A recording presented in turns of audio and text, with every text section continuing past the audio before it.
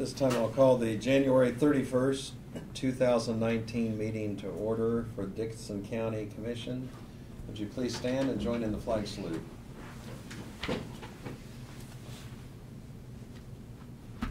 I pledge allegiance to the flag of the United States of America and to the republic for which it stands, one nation, under God, indivisible, with liberty and justice for all.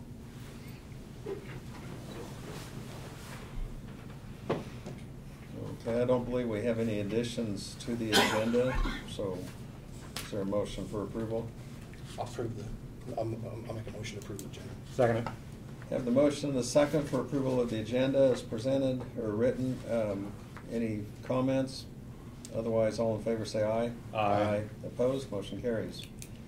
The consent agenda includes the minutes of January 24th meeting, payroll corrections of $4,683.83, 2018 fund expenditures of $13,196.35, 2019 fund expenditures of $231,236.15, abatements $15,805.90, added tax $90.30, wire payment for Capers and KP&F and Aflac $44,247.37, wire payments for KDHE of $152,490.02. I would move we approve the consent agenda. Second. We have the motion and the second. Any comment? Of course, anytime on the consent agenda anyone wants to set aside any of the payments or any of the items for discussion, we can do that. We have the motion second. All in favor say aye. Aye. Opposed? Motion carries. Craig, we'll start with you for commission comments. Yeah, 14th of February, I'll probably be attending, my wife and I are attending soil conservation dinner. That's all I have. Okay. Ron?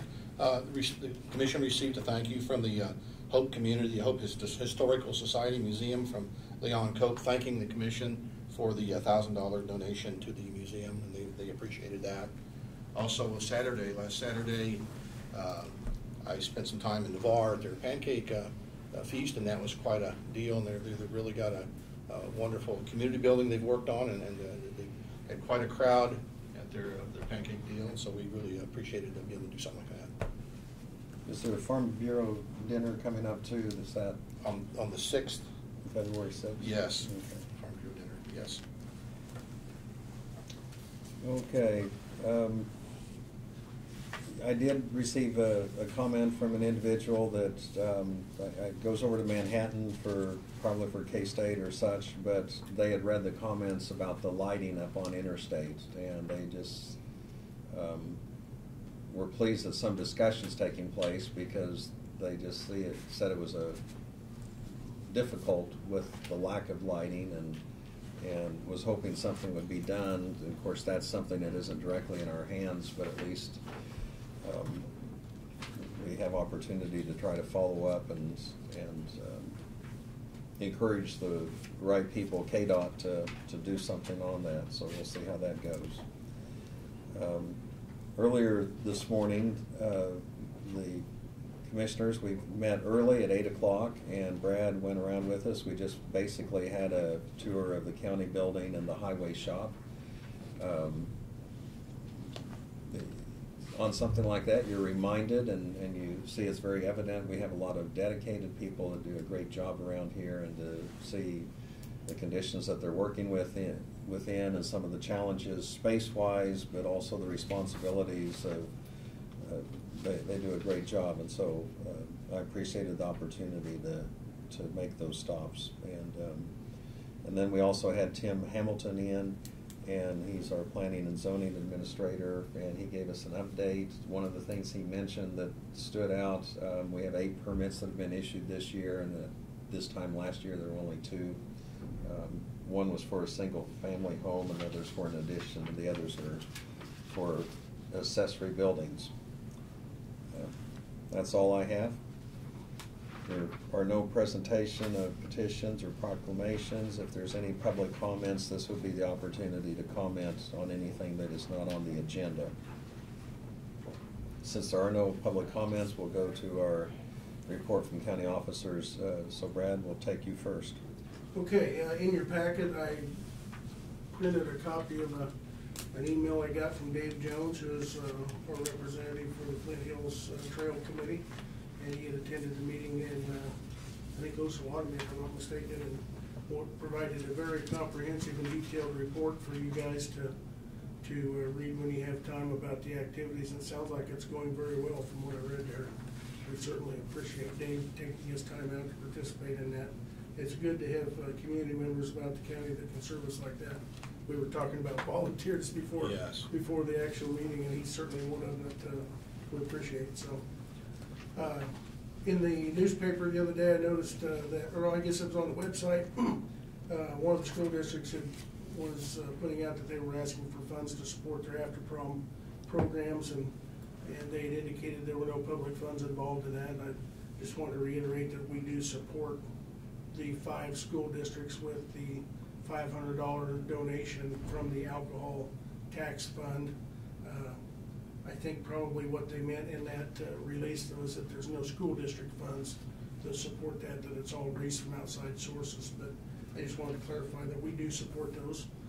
The county commission or county has done that for a number of years to help promote those activities. I think it's certainly a worthwhile activity, and I'm glad to see all 5 of our school districts do it. But I'm sure having been involved in that in our local district, I'm sure $500 helps them tremendously, because it's an uphill battle to raise enough money to have that activity going every year.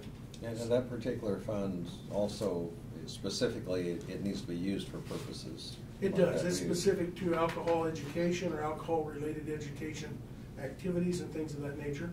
And of course, we consider that being an alcohol deterrent, because it keeps those kids from going out and doing other activities that we all know that they would do if they weren't given the opportunity to have that after prom event. So, and kudos to all the districts for doing that. So,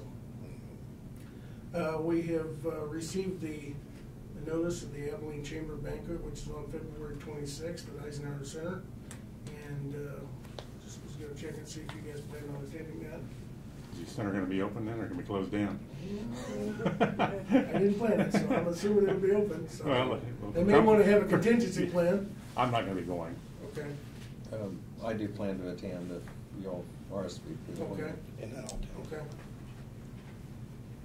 Okay, we'll get you scheduled. Working with Kevin at Goldberg Architects this week a little bit, as I kind of explained to you when we were doing our drive around. We've had some space concerns that came up. We are running about 3 weeks behind what we had originally scheduled. You know, we've been looking at having it ready to go out for bids here at the end of January.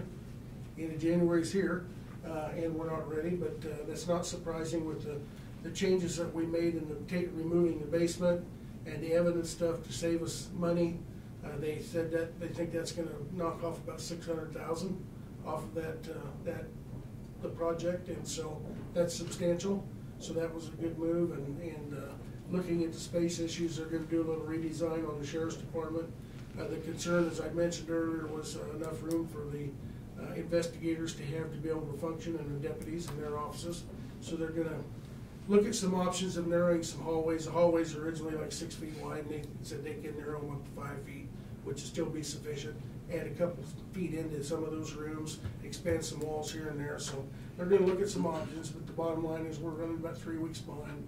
So that puts us up to towards the end of February. Hopefully, be our target date that we can have to be ready to go out for bids.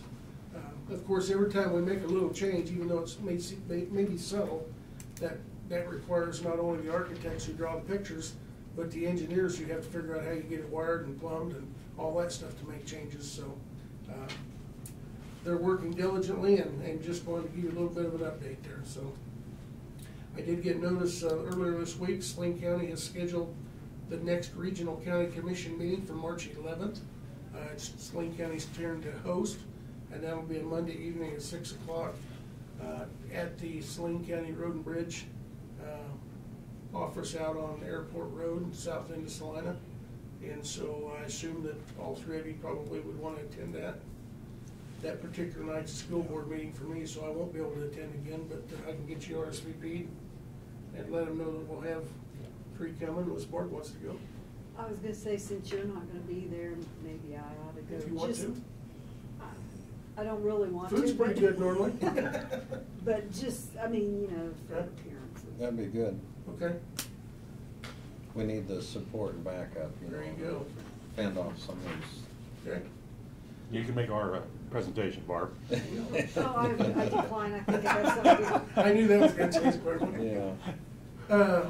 Earlier this week, Joe Nold was in and visited with me with another gentleman from Red Bud Lake, and I'd had some inquiries over the past month or two from residents out there. They're interested in looking at options, so what it would take to create either a benefit district or expand the Red Bud Lake Improvement District to pave Eden Road from Old 40 up to the Red Bud entrance.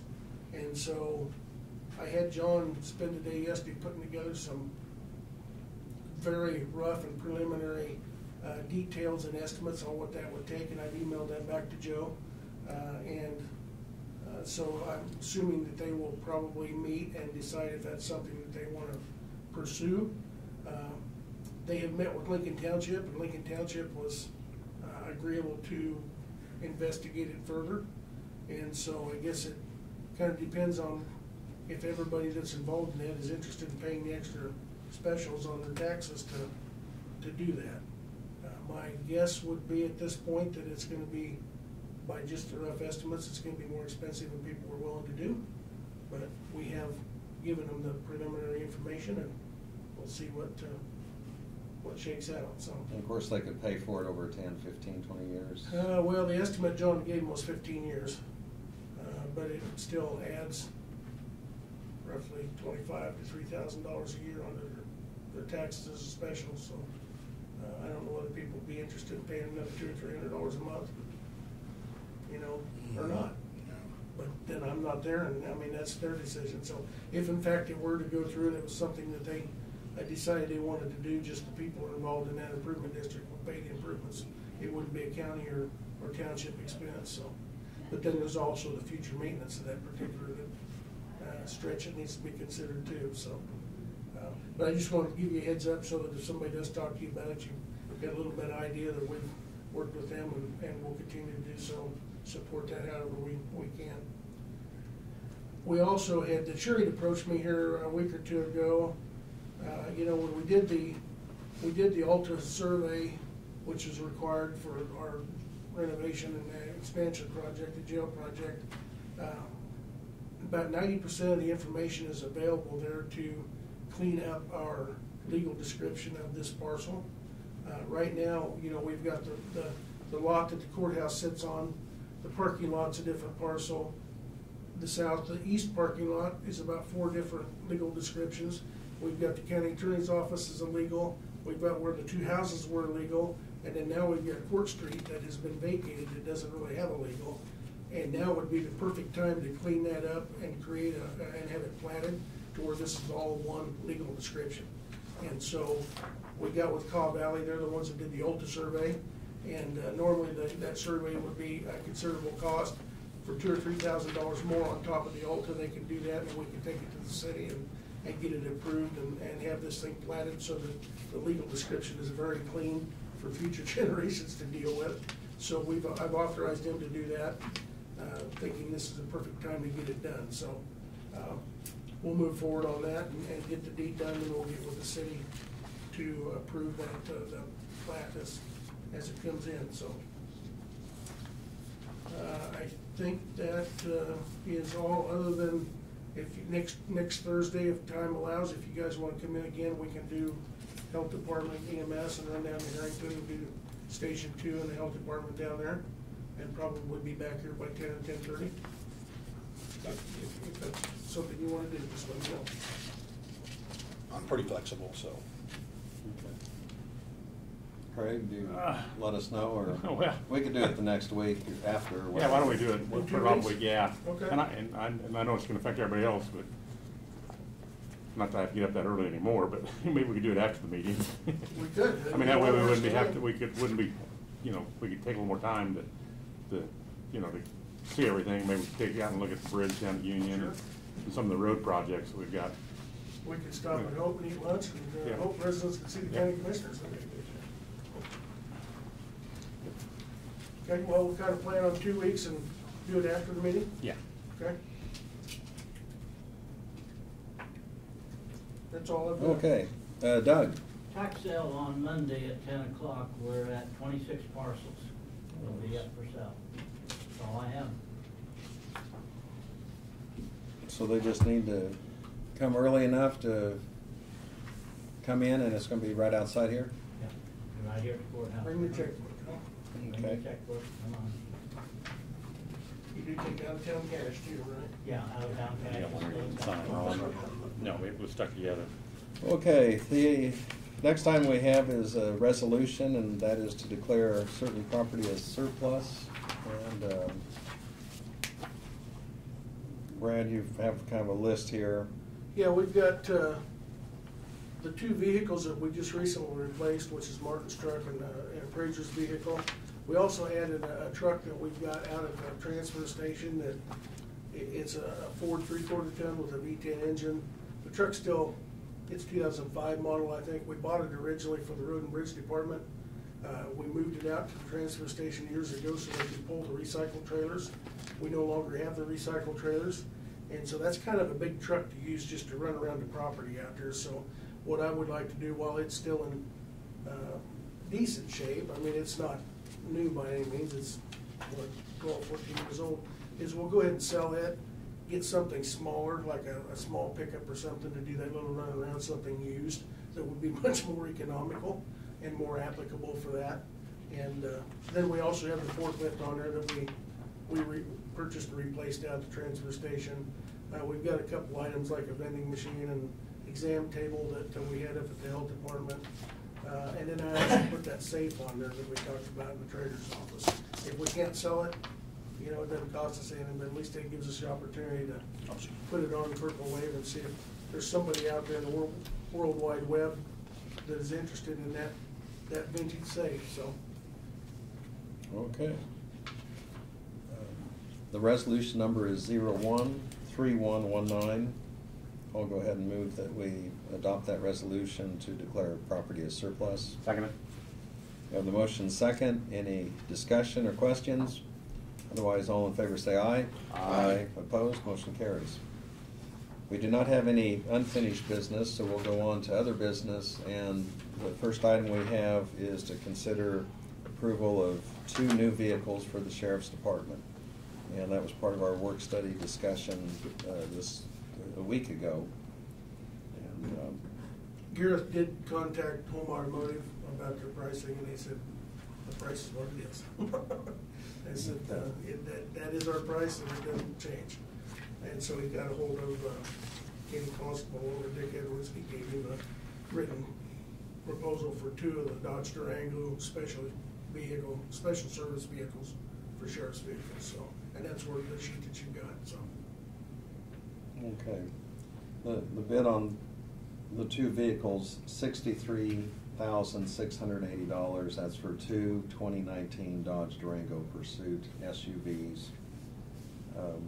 And the Sheriff Hoffman had discussed that with them as far as how they would be equipped, and there's no vehicles being traded in on this. So we just need to have approval of this bid. So moved. Second.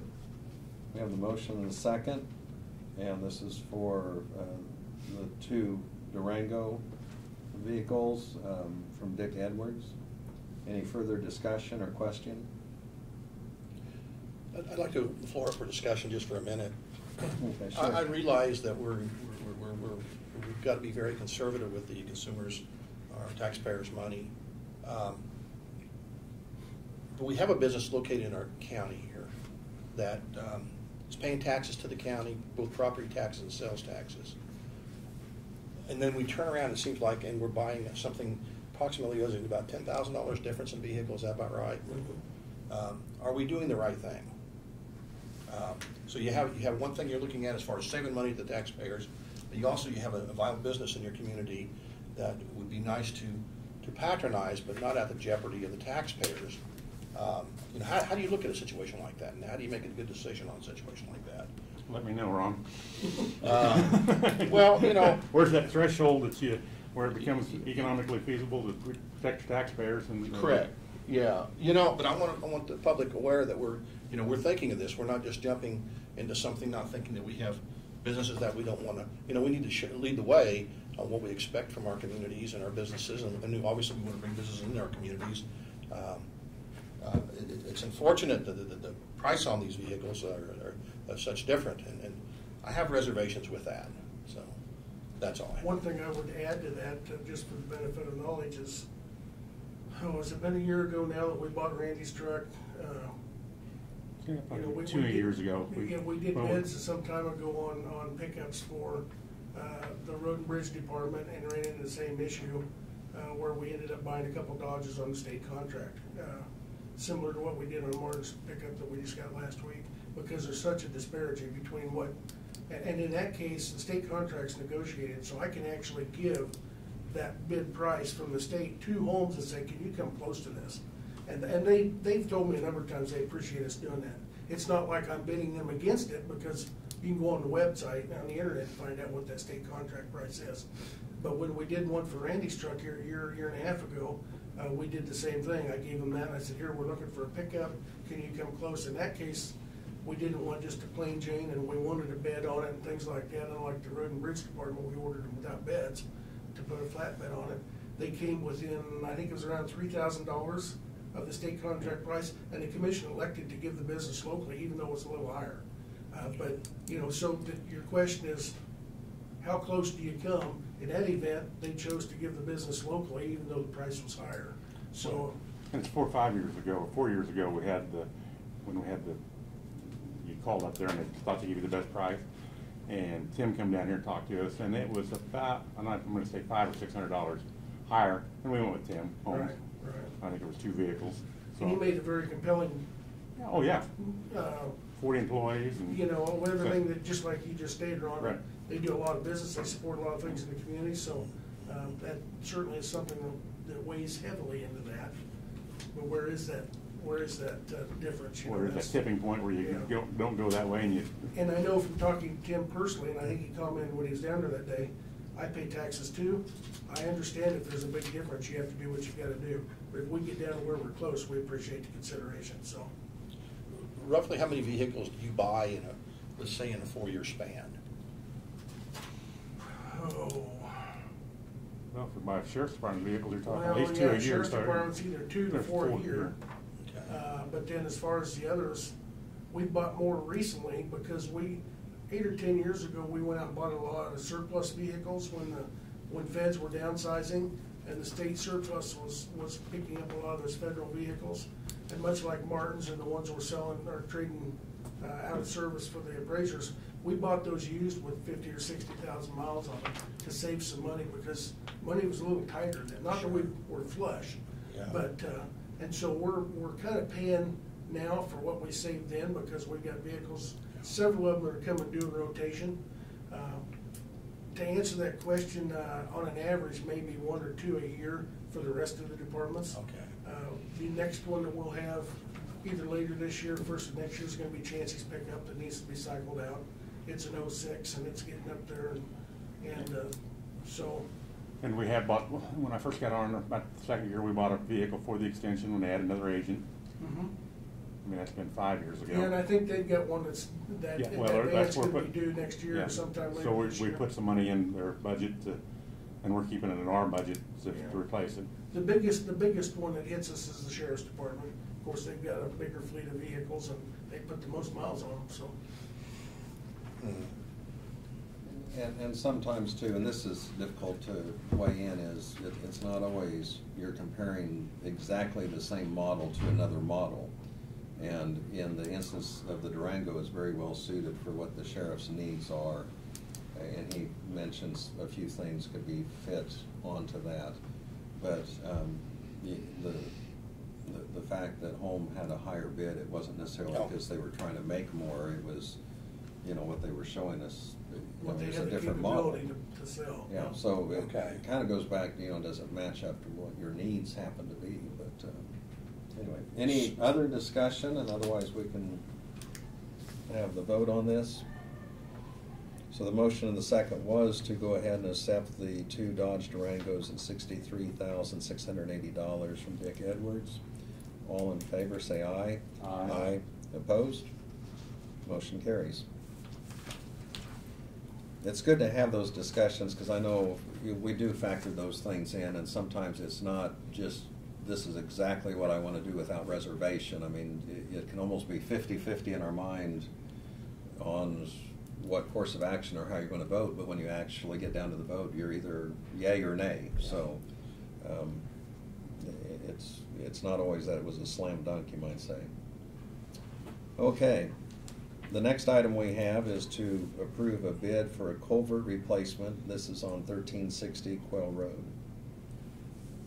Brad? Okay, this is kind of an interesting project, and I don't know, Ron and I were gone today. I think that John and Martin might have talked to you about it a little bit, so I'll kind of start from the beginning for the benefits of Ron. A year or two ago, we were approached by Caw Valley Engineering. They were doing a project for Junction City, the city of Junction City, on a bridge or a culvert or something. And as a part of that project, they were needing to eliminate a stream crossing. Well, in the world of roads and bridges and government operations, that's a no-no when it comes to wildlife and parks and division of ag and things. They want to protect those things. So Junction City ultimately got the okay to make the changes that they wanted with the agreement with Division of Wildlife and Parks, that they had to do a mitigation project somewhere else to give just as many square feet of bridge crossing a benefit. And Caw Valley, knowing that we have a number of projects over here that deal with Topeka shiners and endangered species, contacted John Goff and said, do you have any bridges that you'd like to have replaced or culverts over there? We have to do one for Junction City to make up for what we did over there for them. So long story short is, we have a bridge site on Quail Road, 1360 Quail Road, that fits the mitigation requirements to take care of the obligation for Junction City. Junction City had agreed up front and has paid for all the materials for that, which equates to about $60,000 to $70,000 worth of concrete box culverts. There's 18 sections of it total. All we have to do is pay for the labor for the contractor to put them in. So rather than spending $120,000 to $140,000 to have that done, we went out and got bids, and we've got 3 bids from 3 viable contractors to do the labor for the install. And as I said, Junction City paid for all the materials, and that's their obligation to Wildlife and Parks to mitigate what they changed on the stream bank on theirs. Kind of a strange deal, but that's the way it works. So we got 3 bids to replace that, to do that job. They range in a low from $53,000 even to $74,875. There's one in the middle for $65,175 from Ebert Construction. The $53,000 from Reese does not meet our specs in that they would require our county crews to do a substantial amount of the work with them. Martin doesn't have the time to do it, and that's not what we asked for in the specifications. Ebert Construction, for their bid of $65,175, can do the whole project, and they will also, as an option, give us up to $5,500 credit if we haul some of the rock, if Martin has the time to do it. Otherwise, it's the $65,175, and that's the bid that we would request that we accept from them to do the project, to get it underway. They're sitting ready to do it, start Monday, to get on that thing, because they have time right now before their summer season. So it's staff recommendation that we approve the bid from Ebert Construction for the $65,175. Okay, thank you. Are there any questions or comments? Otherwise, we could entertain a motion for approval. I'll make a motion to approve the $65,175 purchase for the culverts. Second. Or labor. Okay, so we have the motion and the second to approve the bid for culvert replacement at 1360 Quail Road. This is from Ebert Construction, $65,175.35. Any further discussion? All in favor say aye. Aye. Opposed? Motion carries. Is there anything else to bring before the commission? I'll entertain a motion for adjournment. So moved. Second. We have a motion and second for adjournment. All in favor say aye. Aye. Opposed? Motion carries. We're adjourned.